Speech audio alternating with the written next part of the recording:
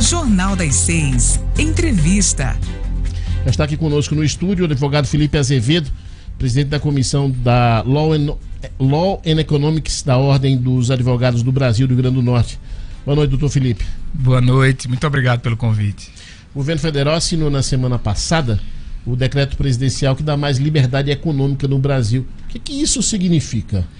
Significa uma mudança substancial em como empreender nesse país, como conseguir empreender nesse país. Que maravilha! Vai facilitar a vida do empreendedor? Bastante, sobretudo do pequeno empreendedor. Bastante. Tem um dispositivo nessa medida provisória, que é a medida provisória 881, de 30 de abril, que cria a desnecessidade, né, estabelece a desnecessidade de alvarás de licenciamento, tanto do Estado, de município, para atividades empresariais de baixo risco. Ou seja, quem tem interesse em empreender na sua própria propriedade privada, seja o imóvel onde reside, seja do seu familiar, onde também tem residência, poderá fazê-lo caso essa atividade seja de baixo risco. O que é uma atividade na forma da lei de baixo risco? Pois é, a medida provisória, em princípio, precisa ainda ser disciplinada por decreto, por uma série de atos, mas o entendimento que eles já se manifestaram nesse sentido é de que salão de beleza, costureira, mercearias... Aquelas cigarreiras que o cara bota na frente da casa. Pois é, perfeito. Aquilo ali não vai precisar mais ficar submetido a toda essa burocracia estatal que não nos leva a lugar algum, né? Essa burocracia que o senhor se refere, doutor Felipe, é licença, é tudo aquilo, é aquelas coisas de... Isso, a gente tem, por exemplo, no âmbito dos municípios, as licenças urbanísticas. Ixi, isso aí é complicado. Que aí o município ele cria zonas onde determinadas regiões podem ter atividade econômica, outras é só residência e tal. E essa medida provisória, ela acaba com isso. Ela diz, atividade de baixo risco muito pequena, dentro do exercício do próprio direito de propriedade privada, do particular, não pode ser restringida nesse aspecto. Aí, obviamente, que atividade de maior, médio, maior porte, aí continua do mesmo jeito, com mudanças também que favorecem esses empreendimentos maiores. Não foi definido ainda que tipo de empreendimentos são esses, assim, enfim, como a gente estava comentando aqui, o cara coloca uma cigarreira, o cara coloca um salão de beleza. Perfeito. Mas ainda não definiram quais são essas atividades. A medida provisória ela foi feita também querendo ter um resultado rápido, né? Favorecer rapidamente. Então qual é a solução dela? Mais ou menos o seguinte: o governo federal não pode passar por cima do Pacto Federativo. Então ele tem que entender que os municípios poderão e deverão legislar sobre isso, conceituando o que é essa atividade de baixo risco. O Estado também, por que não? Cada município e cada Estado terão autonomia, no caso, para definir isso daí. Perfeito. Porém... Isso é perigoso, né? Não? Em termos, porque hoje ele já legisla, né? A medida provisória, ela dá uma possibilidade de você sair de dentro desse mar de burocracia, respirar um pouco, né? E dizer para os estados legislarem o que é essa atividade de baixo risco, estados e municípios. Porém, há um dispositivo na própria medida que diz o seguinte: caso o município não legisle, caso o Estado não legisle, fique parado, negligente, né? O próprio disciplinamento federal vai vigorar, vai ser aplicado de imediato. E aí existe esse disciplinamento federal que está saindo do forno, mas já existe um conselho, um órgão colegiado, que já está emitindo instruções normativas nesse sentido, conforme eu falei. Continue. Então a ideia é essa: já existe um órgão que já está criando orientações sobre quais são essas atividades de baixo risco, e de acordo com a MP, isso já se aplica a todos os municípios do Brasil, até eles legislarem. Quais são as atividades, para ser bem prático, que hoje, se for abrir, precisa obrigatoriamente de um alvará e que com essa MP não precisará mais? Toda atividade empresarial hoje exige-se que respeite a legislação urbanística, ambiental, até mesmo de defesa da concorrência. É tanto o alvará simultâneo de registros tributários, porque você, quando exerce uma atividade empresarial, às vezes você recolhe para o município, para o Estado, para a União. Então você precisa se registrar em todas as esferas de tributação. É um processo extremamente complexo. E quando você emprega? Que aí complica mais ainda, né? Quando você tem empregado, aí você tem que se cadastrar para todos os fins de recolhimento social, de verba. Então é tudo descentralizado. A ideia da medida é desburocratizar isso e que no futuro a gente tenha um único formulário eletrônico que o empreendedor preenche e é disparado para todos esses órgãos e entidades para que elas possam fazer um registro automático, informatizado. Eu digo que tem um dispositivo nessa MP, que é curioso, que cria o seguinte direito, a seguinte prerrogativa de liberdade econômica para o empresário brasileiro. O empresário não vai precisar mais guardar papel para o fiscal da administração chegar lá e olhar. Ele pode digitalizar esse papel. Por incrível que pareça, se você, empresário, quisesse aumentar um guichezinho ali para criar mais um emprego, para atender mais um cliente com um novo empregado, você não podia, porque tem que ter um espaço para o arquivo, para guardar papel. Não é mole. Em 2019. Não é mole. Você perguntou que tipo de atividade você normalmente tem que recorrer a esse tipo de licença, e o doutor Felipe disse tudo. Eu estou lembrando de um rapaz, eu trabalhava no meu prédio, e ele resolveu colocar dentro da propriedade dele uma cigarreirinha para vender bombom, chiclete e tal, não sei o que. Ele disse: doutor, eu desisti. Foram tantos os empecilhos, eram tantos os papéis, eram tantas licenças para eu colocar essa minha cigarreira. Só quem ia trabalhar lá era eu e minha esposa, doutor. Só quem ia trabalhar aí. Foi tanto papel, tanta licença, tanta exigência, tanta gente da prefeitura chegando lá para fiscalizar a obra, que ainda não tinha nem começado, que eu simplesmente desisti. Perfeito. Quer dizer, é mais ou menos essa a realidade do empreendedor. Você aqui. Quer saber da novidade de hoje em dia? A novidade é o seguinte: vocês devem conhecer alguém que mora nesses grandes condomínios novos, prédios bons, de classe média alta de Natal, mas com milhares de unidades. Tem um condomínio mesmo já perto de Nova Parnamirim, que tem mais de 1.000 unidades. É um excelente condomínio. E o pessoal começou a fazer um mercado interno. Tem condômino que vende bolo, faz bolo para vender, tem o outro que entrega pizza congelada, tem o outro que vende a água mineral no botijão, tem a outra que é costureira, a outra que tem um salão de beleza, e condomínio de classe média alta.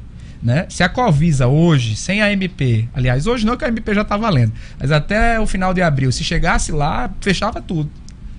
Tem uma coisa interessante nessa MP, é que assim, se eu peço autorização de funcionamento, me corrija se eu estiver errado, né? Mas assim, ao pedir um alvará, e se houver um prazo determinado para o poder público se manifestar, se ele não se manifestar, significa aprovação pelo silêncio, não é assim? Perfeito. A regra que existia antes no nosso país era a seguinte: se a administração estabelece um prazo, amigo, paga essa taxa aqui, então você já começa pagando. Sim. Paga essa taxa aqui para você me dar uma documentação para eu analisar se você tem o direito a empreender. Então o risco é todo seu. Ok? Pague para eu analisar. Pague para eu analisar. Então ela recebia o valor para analisar e ela mesma estabelecia um prazo. Eu vou lhe dar uma resposta, se sim ou não, em 120 dias. Antigamente, se a administração violasse esse prazo, era interpretado como silêncio negativo. Ou seja, se a administração perde o prazo é porque é não. Ou seja, havia um incentivo para não trabalhar dentro da administração pública brasileira. Então a MP ela inverte isso. Ela cria o seguinte: pode a administração pública estabelecer prazos individualizados, isso é interessante, porque ela pode pegar um determinado pedido que é muito complexo. Mas o prazo que ela estabelecer, o agente público estabelecer, se não for cumprido, significa sim. Então você pode empreender, você pode entrar em funcionamento. Então isso é a mudança para o silêncio positivo. Silêncio positivo. Perfeito. Doutor Felipe, tem um ouvinte aqui, o Fábio Góes, ele está perguntando o seguinte: como é que ficam as atividades legisladas por essa nova MP dentro da área de um condomínio residencial? Ótimo, foi até aquele exemplo que eu dei agora há pouco, né? Se encaixa perfeitamente na atividade de baixo risco. Veja, o particular exerce uma atividade empreendedora, comercial, simples, veja, não viola nem as próprias convenções condominiais, né? Sim. Perfeito. E essa atividade ela é de baixo risco, exercida dentro da sua propriedade privada, da sua unidade do condomínio que ele reside. Conclusão: segundo a MP, ele não precisa se registrar mais em canto nenhum. Só precisa recolher os seus tributos, né, obviamente, e ter as responsabilidades laborais com o seu empregado, caso ele tenha. Mas geralmente não é o caso. Eu tenho uma dúvida. Essa MP é superior ao que é convencionado na reunião de condomínio? Eu pergunto isso porque uma amiga que empreende, ela tem um negócio de cestas de café da manhã. o prédio começou a reclamar de que estava tendo... Assim, não era que incomodava, é que ela estava descumprindo o fato de estar com um negócio dentro desse condomínio de casa, não podia. E que Perfeito. não podia. E aí ela teve que sair, que se mudar, alugou uma casa e alugou o apartamento. Sério? Perfeito. E aí eu ia perguntar, olha só, vamos imaginar, doutor Felipe, que o senhor, nós estamos no mesmo condomínio, eu sou seu vizinho. E de repente eu resolvi botar uma cigarreira, alguma coisa. O senhor pode eventualmente entrar com ação contra mim, dentro de um condomínio, pedindo para mim retirar esse meu negócio, mesmo estando dentro da minha propriedade? Olha, se a MP a aplicação dela ficasse acima, ou seja, fosse superior de importância jurídica a uma convenção de condomínio, ela seria contraditória, concorda? Porque a convenção de condomínio é um pacto privado, é um contrato entre particulares, concorda comigo? Então veja, se a MP quer garantir a liberdade econômica, a liberdade dos particulares de convencionarem, de pactuarem, de contratarem, ela não pode se sobrepor a esses próprios contratos. Por isso que ela deixa bem claro que o direito de vizinhança, que é um dos ramos do direito privado e contratual, ele é preservado pela MP. Então, se você exerce uma atividade que cause barulho, que incomode o bem-estar do seu vizinho, e aí essa atividade não pode ser exercida. Baixo ou alto risco, não interessa.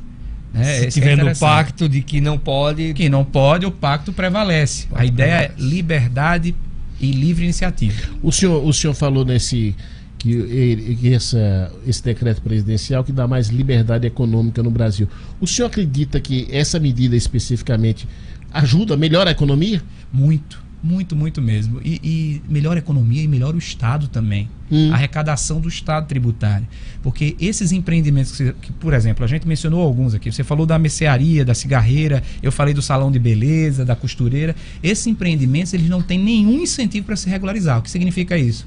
Eles funcionam na informalidade. Sim. Eles nem geram renda, porque não geram empregos, normalmente com medo da fiscalização do Ministério do Trabalho. E também eles não recolhem os tributos. Então, quando você tem um incentivo para se regularizar, você diz, por que o cara vai se regularizar agora, ainda que seja mais fácil, para pagar tributo? Porque ele pode ter acesso a crédito mais barato. Entendi. De bancos de investimento, como o Banco do Nordeste, por exemplo.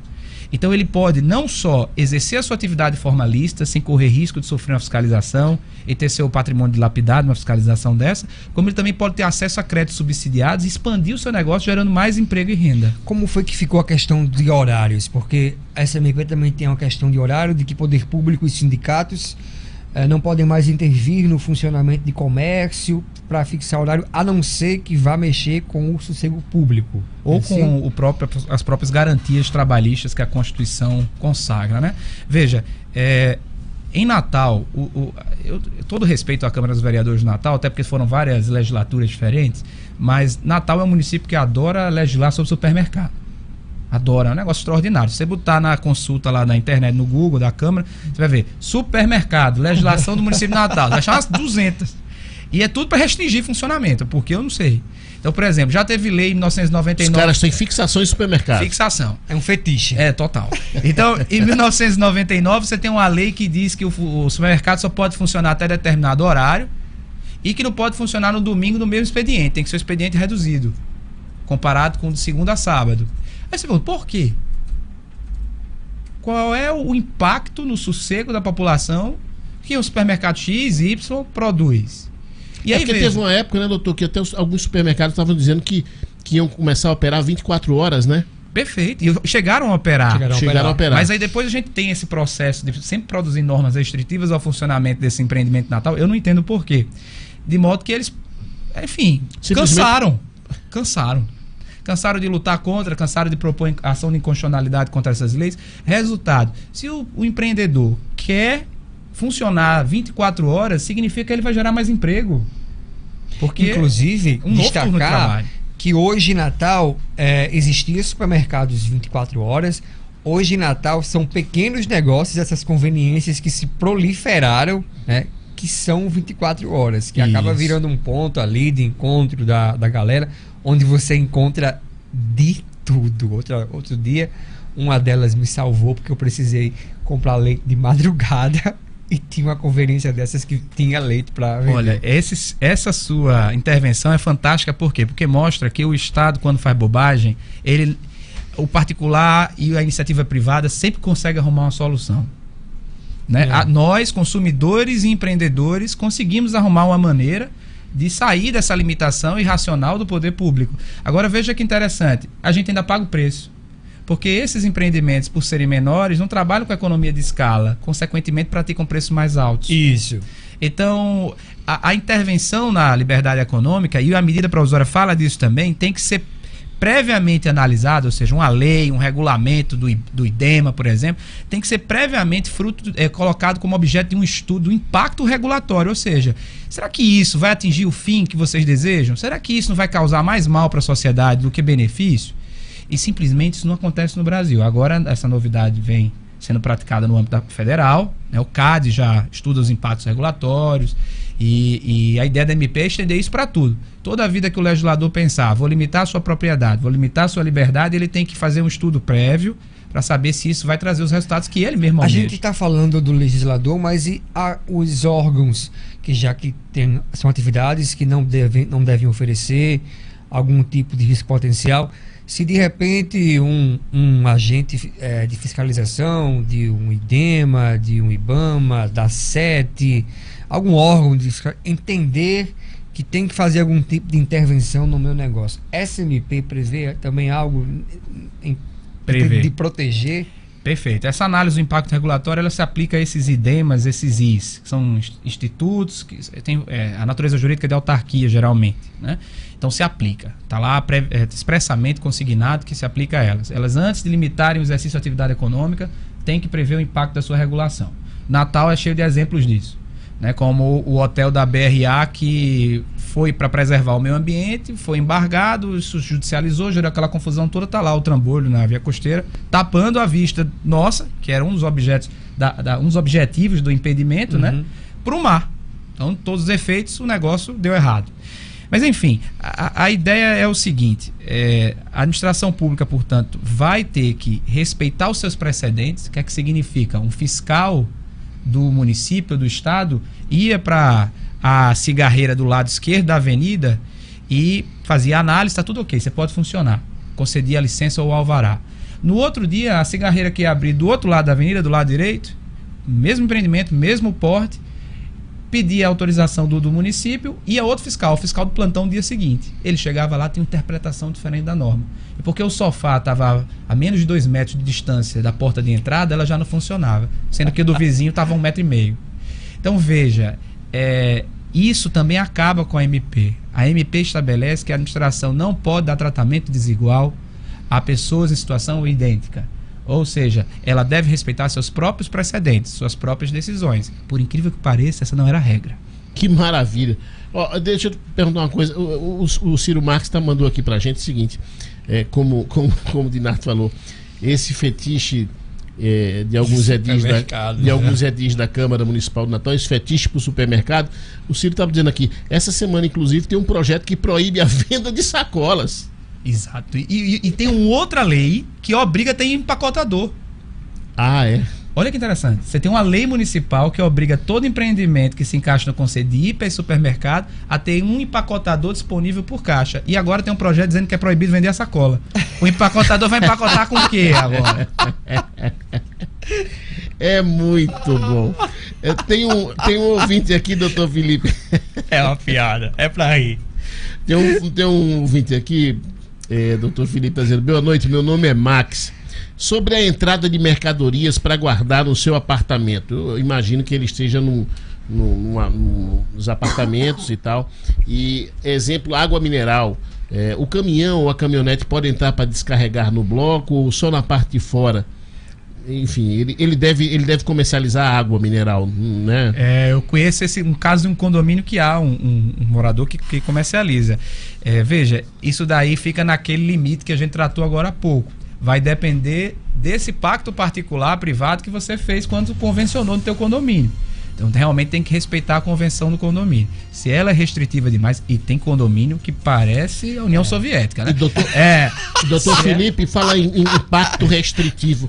Agora eu fico imaginando o seguinte, vamos imaginar que já existe um pacto condominial, os caras têm tempo hábil para refazer esse pacto e tornar ele mais rígido, ou não? Agora já rolou a MP, agora não pode mais fazer outro pacto em...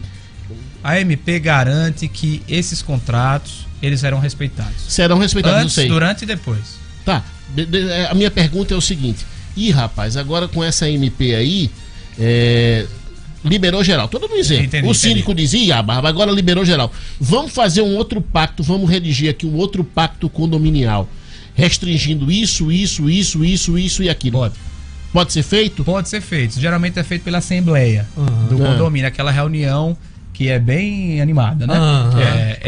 Inclusive circulou uma dessas no WhatsApp. Pois é. Então é através desses colegiados, dessas assembleias de condomínio que pode-se um síndico que ficar preocupado, por exemplo, agora vai todo mundo vender tudo aqui dentro, ele pode tomar essa iniciativa, convocar a assembleia e aí a decisão que é tomada na assembleia. E se for uma coisa consensual, a assembleia é soberana. Isso é perfeito. Vai valer. Perfeito. Plenário é soberano. É isso aí. Olha aqui, eu queria agradecer aqui a presença do advogado Felipe Azevedo. Muito obrigado pela sua presença. Muito bom papo. Eu que agradeço. Foi ótimo também. Obrigado. Bom fim de semana. Eu queria agradecer aqui a Dinarte Assunção, Marcão, Ciro Marques, Raíssa Freire, Bill Boy e Ju Boy. A todos um bom final de semana, juízo e até segunda-feira. Tchau.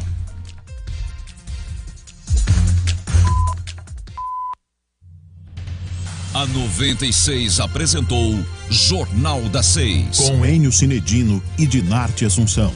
Redação Ciro Marques. Jornal da 6. Oferecimento. Quer variedade em ferro? Vem para Compal. Variedade, sabor e tradição. Só na Gosto de Pão. Prudente, Hermes da Fonseca, Jaguarari e Roberto Freire. Jornal da 6.